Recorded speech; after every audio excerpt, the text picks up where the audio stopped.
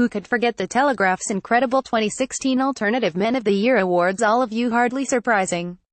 Flushed with success after the triumphant show-stopping events in, and, the man charged with organizing last year's parade of underachievement, unsung heroism and noteworthy but curious behavior ran off with the treasurer's wife and was last seen boarding a plane for Curaçao. A team of highly trained arm twisters from the subscriptions department are believed to be hot on his trail, so watch this space. Winners were to have include Keith Vez and Piers Morgan, but, much to the intense relaxation of the legal department, their exploits have been long forgotten, replaced in our hearts and minds by the acts of this year's special ones, who now enter, blinking into the lights of an all-expense-sparred ceremony at the deserted Los and Gentlemen, the 2017 intake, the Mooch aka Anthony Scaramucci, an overblown obsession with self, a duplicitous and corrupting impulse and a fondness for hairspray. Looking back, the signs were there for all to see, but it was only via a quick name change and a bit of work to widen the mouth all the better to kiss bigger ass that Ferris Bueller was finally able to fulfill his destiny. Precisely how he made the seamless transition from high school truant to President Donald Trump's communications director for about 12 minutes is still not clear, but then obfuscation is rather the point. An ability to refer to himself, not just in the third person but also by his own self-given nickname, is believed to have swung it. Paid content, not the same person. You say, okay, wise guy, answer me this. Who said the following, Bueller or the Mooch? Not that I condone fascism, or any ism for that matter. Isms in my opinion are not good. A person should not believe in an ism, he should believe in himself. Dr. Kyle Sue. I defer to no man in my high regard for the late Johnny Cash, but if there was a boy named Sue, he certainly didn't end up in Gatlinburg in mid-July fighting with his erstwhile father. Far better for all of us. In fact, it turns out he went to medical school and ended up as assistant professor of family medicine at the Memorial University of Newfoundland in Canada. Why is this helpful? Well, when challenged to give an interesting 2-minute presentation, Dr. Kyle Sue took to proving that man flu actually exists. Yes, you read that, right. This is the science you will need to rely on in court. Men suffer more from viral respiratory illnesses than women, because we have less robust immune systems. The takeaway soundbite is that you need to be looked after round the clock, and you're not exaggerating the symptoms, because of the immunity gap. I know what you're thinking, where's he been all my life? He's here now, it's all going to be alright. Andy Tate. Warning, this clip contains adult language. This is a Manchester United supporter from Manchester, but that alone does not mark him down for inclusion here. That particular commendation is due to the fact that Tate is the go-to ranter and primary documentarian tasked by an online fancam with detailing Manchester United's high-profile decline from self-proclaimed biggest club in the world to laughable, panic-stricken also-rans led by the Portuguese Tony Pulis. He has been eyewitness to the post-Fergie collapse that has taken in Moisa, the sale of Cleverla, the controversial selection of Felina, the option of giving it to Gigsa, until the end of the season, and the unstoppable rise of noisy neighbours Manchester City. Every time United fail to impress, i.e. pretty much every weekend, thousands of City and Liverpool fans tune in to watch his barely controlled explosions, and, to his credit, he never hides from the truth. After the latest derby defeat, seemingly on the brink of some kind of cardiac episode, Tate spluttered, to delight and amusement the country over, Mourinho's gotta buy in January. This icing me, points off screen, this icing Charlie, it's ing all Reds, it's evening me dad, thanks for just being there. Keep an eye on Charlie, Greg Knight, or, to give him his correct title, the Right Honourable Sir Gregory Knight. The Member of Parliament for East Yorkshire is a rare beast. A solicitor and drummer? Yes, you read that right. He is a founder member of MP4, the world's only parliamentary rock group. Knight confounded political commentators this year by increasing his majority in a difficult election for the Conservatives via due application of a local campaign variously described as remarkable, jaw-dropping and unprecedented, that the thrust of the evaluations tended to accompany terms such as horrific, awful and nose-bleedingly bad is irrelevant. Presumably with social media in mind, Knight brought in a professional videography outfit from a local primary school in 1980s, backing singers from one of his friends in the music business, and let them loose in the back of an estate agent's in Hull. Just think what he could have done with Hillary Clinton's $623.1 million 2016 campaign spend. At I Love Butts 247, it is not hard to dislike Tom Cruise. Overrated, cult following, short ass with an overdeveloped, not quite ringing true public touch selfie with Tom Cruise who hasn't got one. And all your ex-girlfriends fancied him.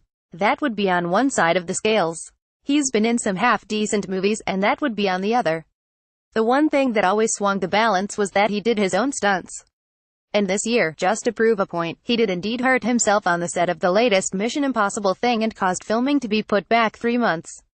However, one tweet from @ILoveButts247 drew attention to a shot from the 2008 film Valkyrie that looked like Cruise might have used prosthetic buttocks in one scene.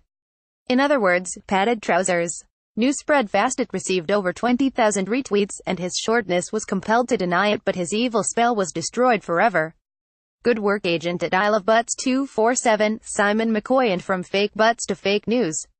Or rather, the return of real news, even if it was no news masquerading as real news, being outed as no news and therefore real news. To explain, if newsreaders are noticed at all, and a special mention must go to political correspondent John Craig here for his on-screen head-in-hands meltdown on Sky over a Brexit story earlier this year, it is usually by a largely sedentary care home population with a Thai fixation. The vast majority of the public believe that newsreaders are simply there to read the news from a teleprompter, but they actually tend to be highly professional trained broadcast journalists, and the effort of presenting utter pap as breaking news can break the best of them. Over to Mr. McCoy in mid-October.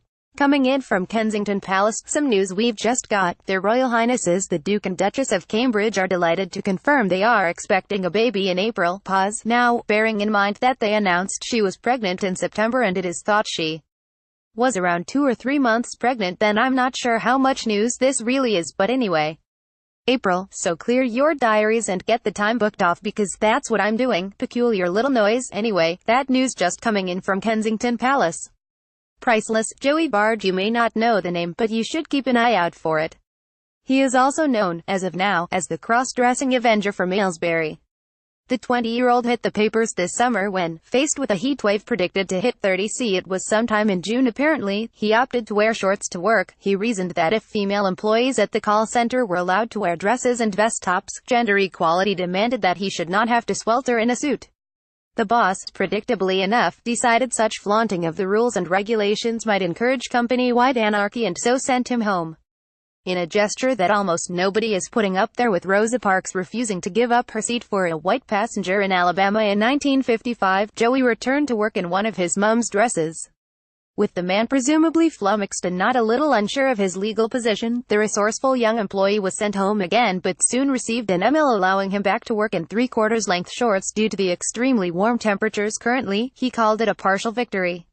We are calling it an important milestone in the struggle for clothing-related gender equality in the workplace.